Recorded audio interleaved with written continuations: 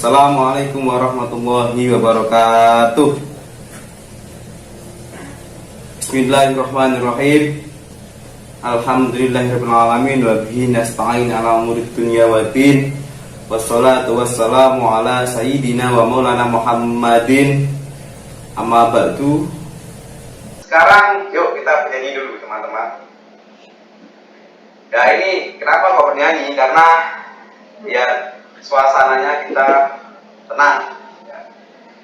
Ayo kita nyanyi adalah 1, 2, 3.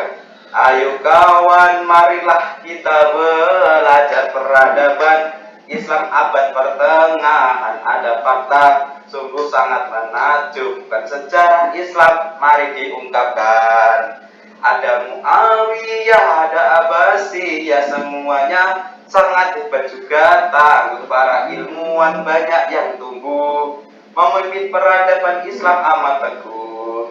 Ada Al-Faris, misal matematikawan, ada Ibnu Hayat tokoh kimiawan, ada Al-Biruni, bapak geodesi. Islam jaya sangat kucintai. Oke, tepuk tangan buat semua ya. Mari kita nyanyi lagi. Langsung saja, nanti pembahasan kita ya kan itu akan kepada tiga inti dari mata pelajaran masa kejayaan Islam. Yang ini diterapkan pada SMA kelas 11 ya. SMA kelas 11 yang di PAI. Oke, ada 3 pokok penting yang harus kita pahami tadinya. Satu adalah pentingnya mengetahui sejarah masa kejayaan. Nah, bagaimana kita terus zaman sekarang anak-anak muda itu harus penting mengetahui sejarah masa Islam. Karena apa? Karena ini sangat penting untuk kita melangkah ke depan. Kita flashback ke belakang, bagaimana kehebatan orang Islam zaman dahulu yang sudah mengembangkan ilmu pengetahuan, mengembangkan peradaban yang bagus, ya kan? Tokoh-tokoh yang berpikir di saat itu, kita harus mengetahui. Nah, itu nantinya kita akan mengetahui masa depannya, kita akan seperti apa. Gitu. Oke. Yang kedua tentang periodisasi, yang mana nanti di dalam periodisasi kejayaan Islam ada 3, ya kan? Periode klasik, pertengahan, dan modern. Ada 3. Yang terakhir adalah bidang ilmu pengetahuan yang berkembang serta tokohnya, yaitu ada 3, ada banyak tokoh Islam yang meliputi bidang filsafat, kedokteran, manajemen dan lain banyak sebagainya. Oke, langsung saja. Oke, yang sejarah kerajaan Islam abad pertengahan. Yang pertama adalah periode klasik, yang kedua ada periode pertengahan, yang ketiga ada periode modern. Periode klasik ini kisaran tahun 650-an sampai 1250 Masehi. Ya, ini yang berkisar tahun-tahun seperti itu. Ya, nanti ada kerajaan, ada dinasti Abbasiyah dan dinasti Umayyah di periode klasik. Yang kedua yaitu ada di periode pertengahan, yaitu pada tahun 1250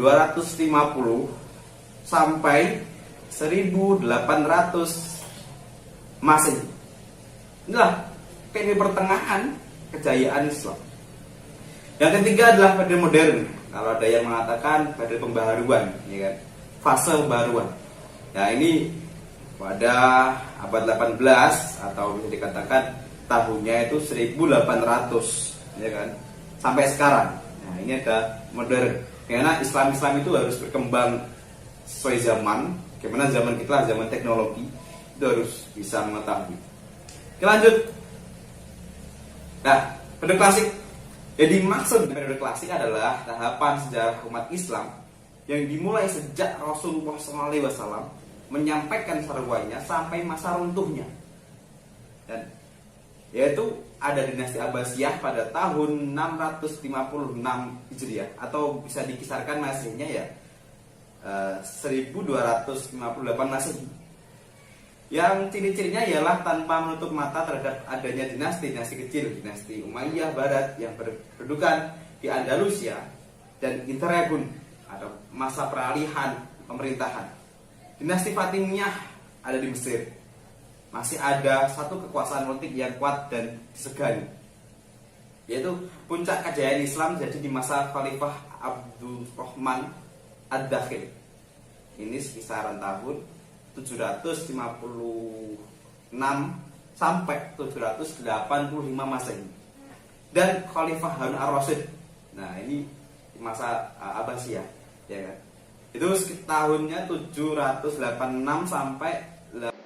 Yang kedua, pada Islam masa pertengahan, yaitu pada sekarang tahun 1250 sampai 1800 Masehi. Tadi yang bilang, ya. Pada masa periode pertengahan dapat disimpulkan dalam dua fase penting, ya kan? Sepenting, yaitu fase kemunduran yang timbul pada tahun abad 12 sampai abad 15. Ya. Yang pertama ini dikarenakan perselisihan yang terus meningkat dengan sistem mazhabiyah. Jadi ada tokoh-tokoh perpecahan tentang akidah dan pemikiran, itu kalau dikatakan Sunni vs Syiah, ya. Maupun sentimen etnis Arab dan Persia, karena ya pada masa itu semuanya dari satu di situ, ya. Ada Arab dan Persia, ada pergulatan. Dan kedua adalah meluasnya pandangan bahwa pintu Islam telah tertutup. Ini karena kehebatan orang-orang zaman dahulu berpikir.